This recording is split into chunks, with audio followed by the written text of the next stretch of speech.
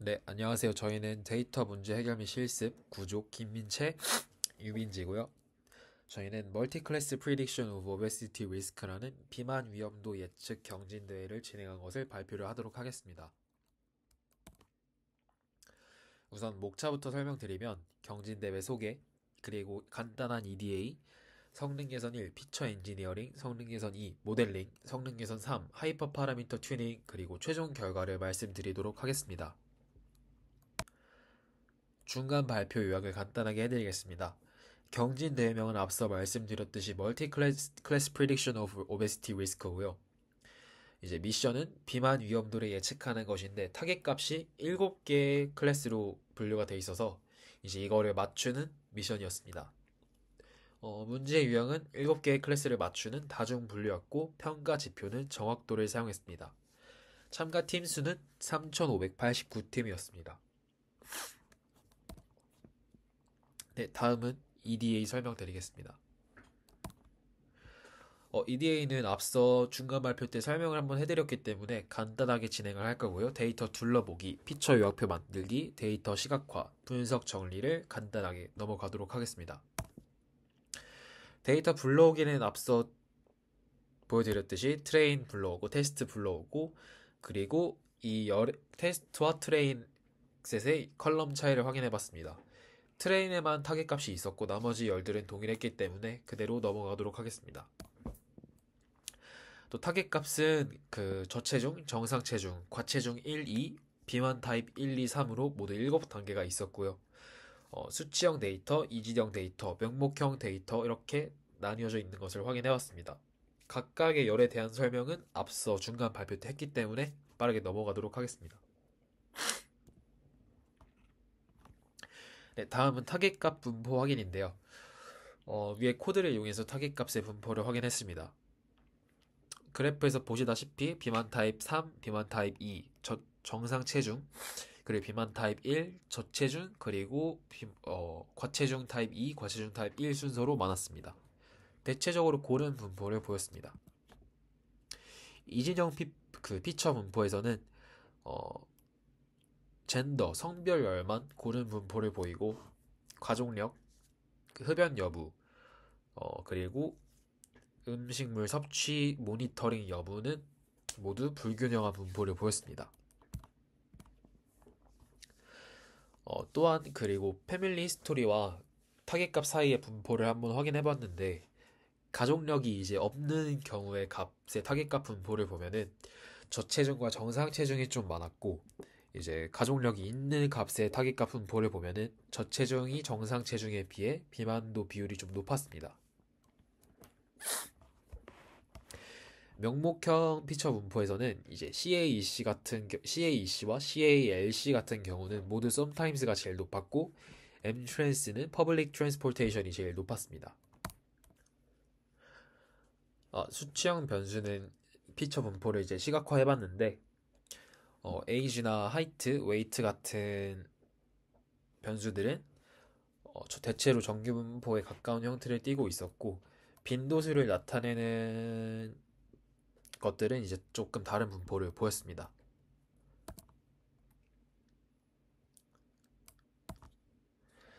타겟 변수와의 상관관계를 한번 확인해 보았는데 타겟 변수와 이제 가장 높은 양의 상관관계를 나타내는 변수들은 몸무게, 가족력, 그리고 나이, 채소 섭취 빈도, 하루 물 섭취량이 있었습니다. 타겟 변수와 가장 높은 음의 상관관계를 보이는 변수들은 CAEC, 식사 사이 간식 섭취 빈도가 있었습니다. 이제 수치형 변수와 타깃 값의 관계를 박스 플롯으로 시각화해 보았는데요. 여기서 조금 특이했던 점은 이제 세로축이 insufficient weight부터 obesity type 3까지 아래로 갈수록 비만 단계가 높아지는 건데 이제 아래 라인의 왼쪽에서부터 두 번째 CH2 물 섭취량 그래프를 박스 플롯을 보면은 insufficient weight 저체중인 사람들과 normal weight의 사람들은 이 박스 분포 자체가 1부터 2까지 그려지는 것을 확인할 수 있습니다. 이제 1, 4분위수부터 3, 4분위수까지 저 박스가 분포하는 건데 이제 그 이상 오버웨이트 레벨 1부터 오베시티 타입 3까지 확인을 해보면은 이 사람들은 대체적으로 그 CH2O의 1,4분위수, 3,4분위수 박스가 2.0에서 2.5쯤에 분포하는 것을 확인할 수 있습니다. 그래서 여기서 이제 확인을 해봤을 때 저체중과 정상체중 그룹은 하루 물 섭취량이 적은 반면에 과체중과 비만 그룹은 물 섭취량이 상대적으로 좀 많다는 것을 알 수 있었습니다.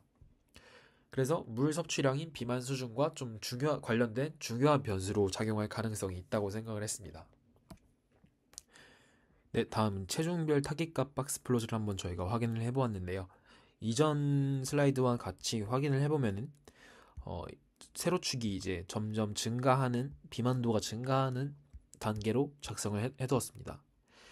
insufficient weight를 보면은 3, 4분위수 라인이 이제 노멀 웨이트의 1, 4분위수 라인과 되게 비슷하게 가깝게 붙어 있는 것을 볼 수 있는데 아래 나머지 변수들과도 이제 비슷한 경향을 보여서 저희가 이후에 이거를 이제 웨이트 빈스 그 몸무게에 따른 비만도를 저희가 따로 이제 열을 하나 만들기 위해서 cat weight라는 함수를 미리 작성을 해뒀습니다.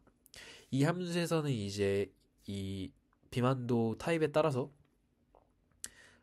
저희가 그 카테고리별로 이제 변수를 작성해놨는데 이거의 기준은 이제 저희가 그 디스크라이브 표를 작성해서 0.25, 0.75, 1, 4분위수와 3, 4분위수를 기반으로 저희가 임의로 설정을 한 수치입니다. 네, 다음은 이제 성능 개선 피처 엔지니어링 쪽이고요. 저희 범주형, 수치형 타겟 변수를 이제 나눠서 저장했고 새로운 열들을 한번 만들어 봤습니다. BMI 열은 이제 공식에 따라서 몸무게를 키의 제곱으로 나눠주었고 웨이트 빈스는 앞서 설명드렸던 cat weight 함수를 통해서 이제 비만 수준을 숫자로 매핑해 봤습니다.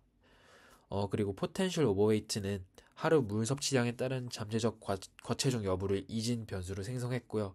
앞서 설명드렸던 그 타겟 변수와 CH2O 박스 플롯에서 얘기 드렸던 부분인데 이거를 이제 새로운 변수로 한번 적용을 해본 것입니다. 그리고 로그 에이지 같은 경우는 나이 값이 아까 확인해 봤을 때 약간 왼쪽에 치우친 느낌이 있었기 때문에 이거를 로그 변환을 적용해서 데이터 정교화를 해봤습니다. 이 외의 열들은 모두 원한 인코딩이나 라벨 인코딩을 진행했습니다. 이제 상호 정보량 시각화를 한번 해보았는데요. 상호 정보량은 이제 그 타겟 변수와 입력 변수들 간의 상호 정보량을 계산해서 이제 이 두 변수 간의 종속성 정도를 측정하는 방법인데 값이 클수록 두 변수 간에 강한 관계가 있음을 의미를 합니다. 그래서 확인을 해보았는데 가장 첫 번째에 있는 변수는 BMI이고 그 뒤는 웨이트 빈스 이렇게 나타났습니다. 아래쪽을 보시면 이제 상호 정보량이 가장 적은 변수들은 대부분 범주형 변수들이었습니다. 이제 다음은 성능 개선 모델링 부분인데요. 저희는 이제 어떠한 모델이 가장 잘 적합할지를 그냥 가정해서 뭐 하나 이렇게 선택해보는 것이 아니라 베이스라인을 여러 개를 만들어서 성능을 한번 비교를 해봤습니다. 로지스틱 리그레션, 그리고 리치 클래시파이어, 그리고 베르노이 나이브 베이즈, SGD 클래시파이어, 가우시안 나이브 베이즈, 그리고 XG 부스트, 랜덤 포레스트, 그리고 LDA, 아다 부스트, 디시전 트리 클래시파이어, 그레디언트 부스트, KNN, SVC. 여기서도 SVC는 그 폴리와 리니어를 모두 사용해 보았습니다. 이렇게 비교를 해 보았을 때 저희가 아마 이게 15개 정도의 모델인데요. XG 부스트가 0.906069로 가장 높은 성능을 보여서 XG 부스트를 사용하되 여기서 이제 더욱 성능 개선을 하기로 했습니다. 네, 다음은 성능 개선 변수 선택입니다. 이제 모든 변수들에 대해서 저희가 p 밸류 값을 한번 출력을 해보았는데요. 모든 변수의 이제 p 밸류 값은 매우 낮아서 목표 변수와 되게 유의미한 관계가 있는 것을 알 수 있었습니다. 반면에 이제 SCC와 TUE 이건 이제 이 변수들은 매우 p 밸류가 되게 낮은데 변수의 의미 자체가 각각 음식 섭취 모니터링 여부, 전자기기 사용 빈도로 모델과의 관련성이 떨어진다 생각해서 제거했습니다.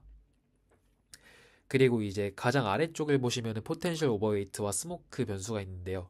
이 변수를 추가로 삭제해서 한번 비교를 해봤습니다.